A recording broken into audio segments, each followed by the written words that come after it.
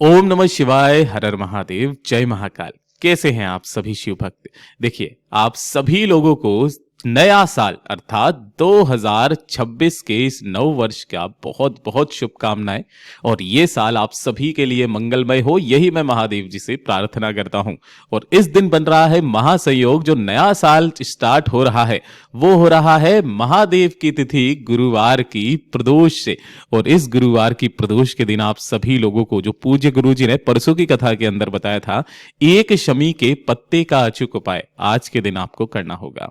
गुरुदेव ने यह विशेष उपाय तब बताया कि जब आपने काफी सारे उपाय कर लिए हों, व्रत कर लिए हों, किसी कार्य को सिद्ध कराने के लिए आपने पूरी दुनिया के सामने हाथ फैला करके देख लिया, लेकिन आपकी कामना पूरी नहीं हो रही है, कार्य रुके हुए हैं, घर में सुख नहीं, शांति नहीं, जीवन के कष्ट खत्म नहीं हो रहे हैं, तो ये एक उपाय आपको करना ही करना है। पूज्य गुरु जी की कथा से सुनकर के और समझ करके इस पूरे उपाय को बहुत आसान भाषा में आप सभी लोगों को बताऊंगा। परंतु उससे पहले आप सबसे बस एक छोटी सी प्रार्थना करना चाहूंगा कि जो भी शिव भक्त इस चैनल पर पहली बार आया है, चैनल को सब्सक्राइब जरूर से कर लीजिएगा। और वीडियो को चाहे लाइक करे या ना करे, लेकिन आज के दिन कमेंट बॉक्स में हर हर महादेव जरूर से लिख दीजिएगा। इस पूरे वीडियो में हम 3 महा उपायों के बारे में बात करेंगे, जो आपकी अलग अलग कामना पूर्ति के लिए सिद्ध होंगे। तो आप सभी को ध्यान से सुनना है और समझना है। सबसे पहले बात करते हैं पहले वाले उपाय की, लेकिन उससे पहले आप सभी लोगों को एक जानकारी देना चाहूंगा। चाहे आप देखें या ना देखें, काफी सारे यूट्यूब चैनल वाले नया साल नया साल नया साल करके कुछ भी आपको उपाय बता रहे हैं, जबकि गुरुदेव ने कभी भी इसे नया साल नहीं कहा है। गुरुदेव ने जब भी नया साल कहा है, वो कहा है हिंदू पंचांग के अनुसार जो आता है, और यह है अंग्रेजी नव वर्ष का। इसके कोई उपाय गुरुदेव ने नहीं बताया कि आप 1 जनवरी को ये करो ये करो ये करो, ठीक है ना। तो वो अपनी मनगढ़ंत कहानियों से बना रहे हैं, एआई के द्वारा गुरुदेव की वो इसको जनरेट करके बता रहे हैं, तो थोड़ा सा सचेत रहिएगा। अब बात करते हैं पहला वाला उपाय। ये विशेष तौर पर गुरुदेव ने कहा था कि जब आपकी कोई कामना, कोई इच्छा महादेव तक पहुंच नहीं रही हो, आपने उपाय भी किए, आपने व्रत भी किए, किसी कार्य सिद्धि को कराने के लिए जो भी टोटके हैं वो भी आपने करके देख लिए, लेकिन फिर भी आपकी वो कार्य सिद्धि नहीं हो रही है, महादेव तक आपकी कामना नहीं पहुंच रही है, तब आपको ये एक शमी के पत्ते का उपाय करना है। गुरुदेव ने कहा था एक आपको शमी का पत्ता लेना है आज के दिन, पूरे दिन में किसी भी समय, यहां तक कि कहा गुरुदेव ने रात्रि को 12 बजे कर लेना, कोई दिक्कत नहीं है। एक शमी का पत्ता लेना है। कहां से तोड़ोगे? इस स्थान से तोड़ना। और ये जो पूरा गोले में बनाया है, ये एक शमी का पत्ता है।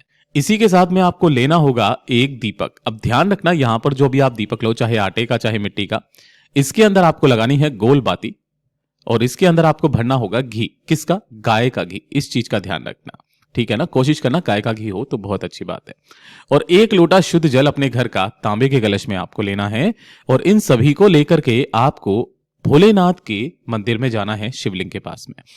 यहां पर जैसे ही आप पहुंचेंगे, शिवलिंग के पीछे की तरफ आपको आसन लगा करके बैठना है, जिससे आपका मुख उत्तर दिशा की तरफ में हो जाएगा। सबसे पहले आपको जो पूजा पाठ अर्चना आपको करनी है, जो चढ़ाना है, कर लीजिएगा।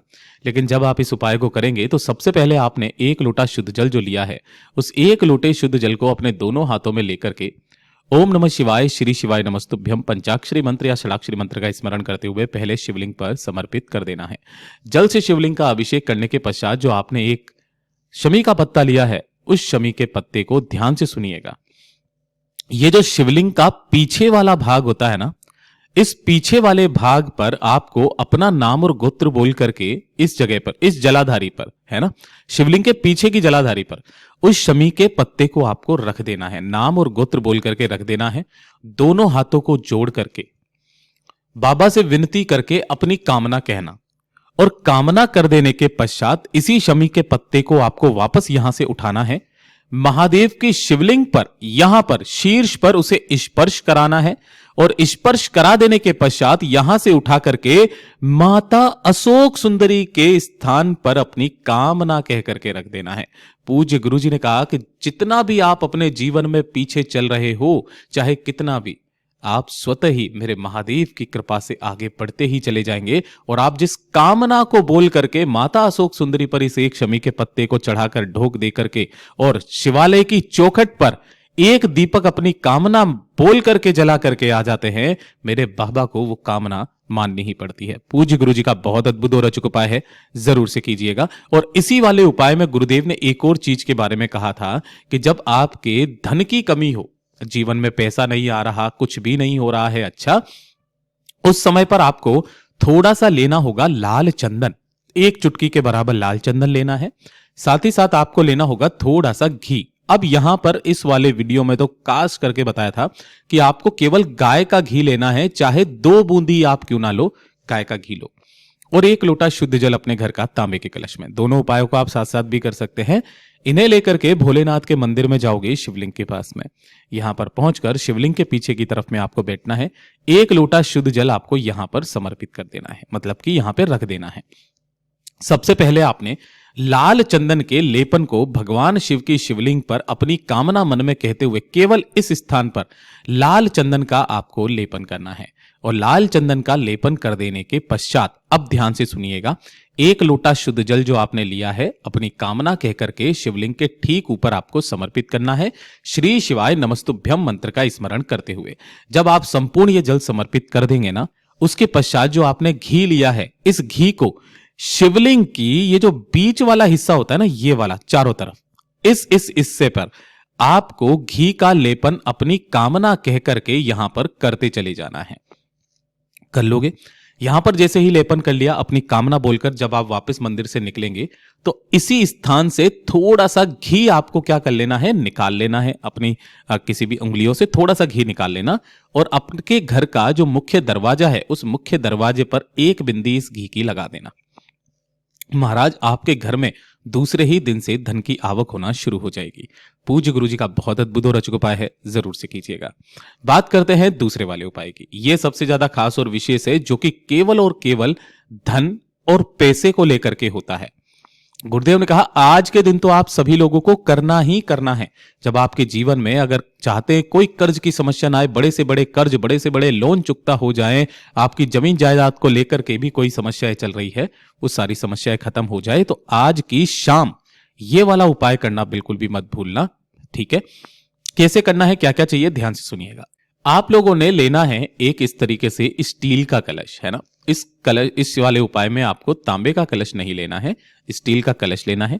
इसी स्टील के कलश के अंदर आपको लेना होगा थोड़ा सा दूध, इसी के अंदर डाल लीजिएगा। ठीक है ना। दूध किसका होना चाहिए, गाय का, वो भी कैसा, कच्चा, जिसे एक भी बार गर्म ना किया गया हो।